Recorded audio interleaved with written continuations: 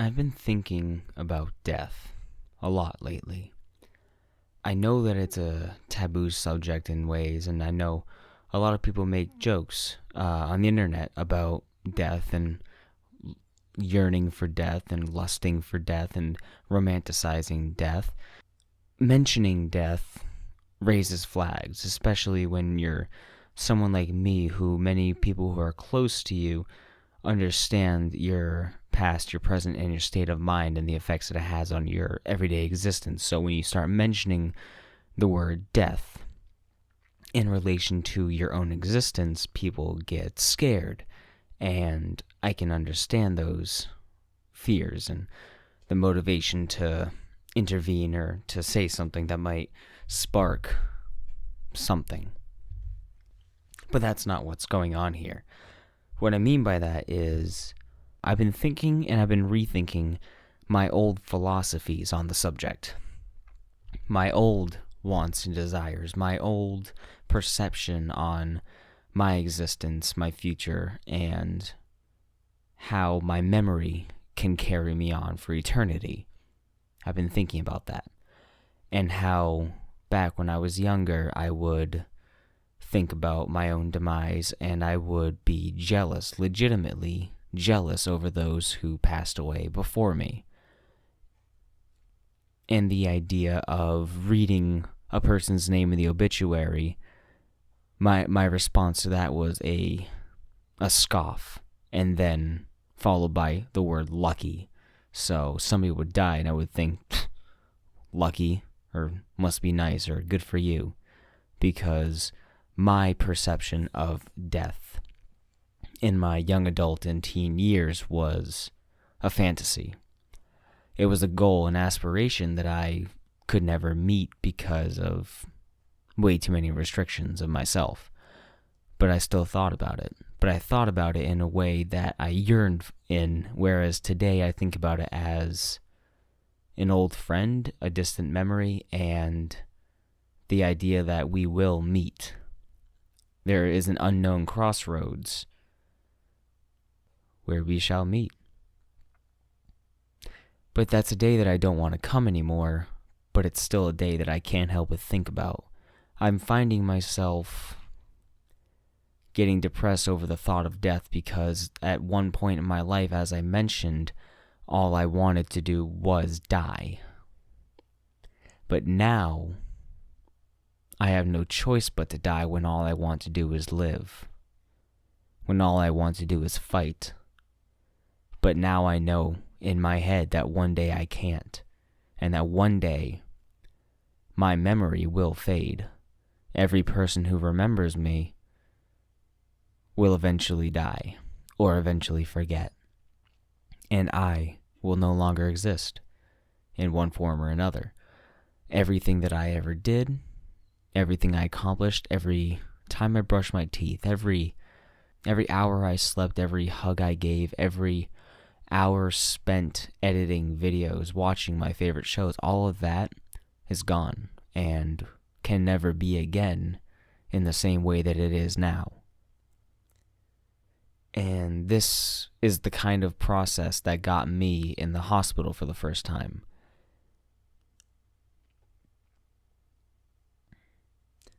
And it's interesting now because now when I think about my own death, I think of how if I'm going to die, I want to die before Sam does. Because now I have something that I'm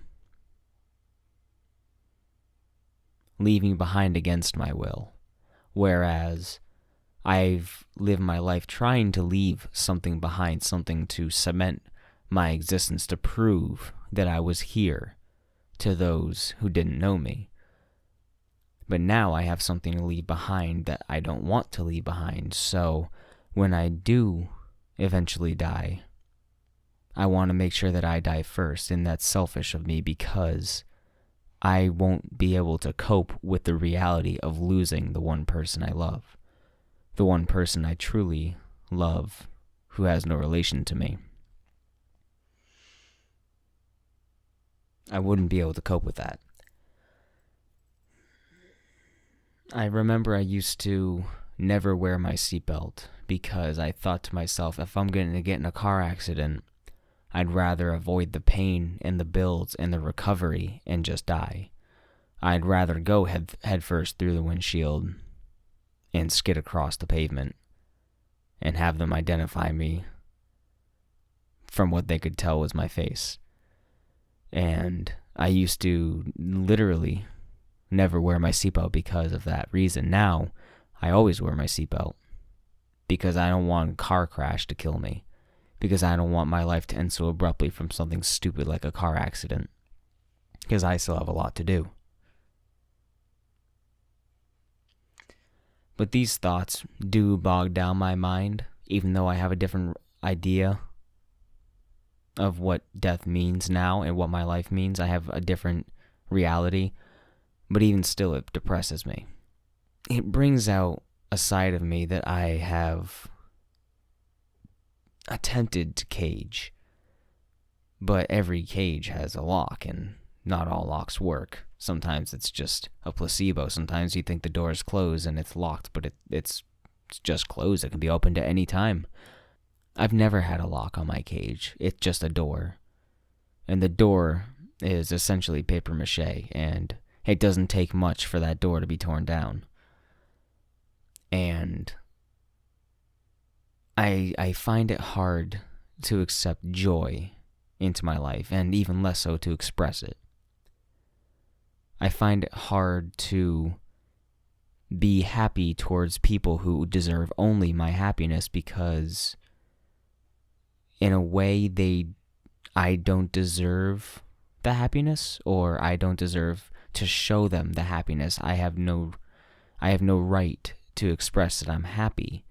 And it's strange because in social situations where I'm at work or I'm interacting with somebody that needs a front to make it seem like I'm not entirely depressed, but when I'm around people I'm comfortable with, I don't have that desire to pretend. No, not pretend. To feel. Like when I'm around certain people, I just refuse to feel. Because then I don't know why. I don't deserve to be happy, even though they are the ones that make me happy. And it's complicated, and I can't entirely explain it, but I hope someone out there knows kind of what I'm saying. So I've been thinking about death. And I don't want to die.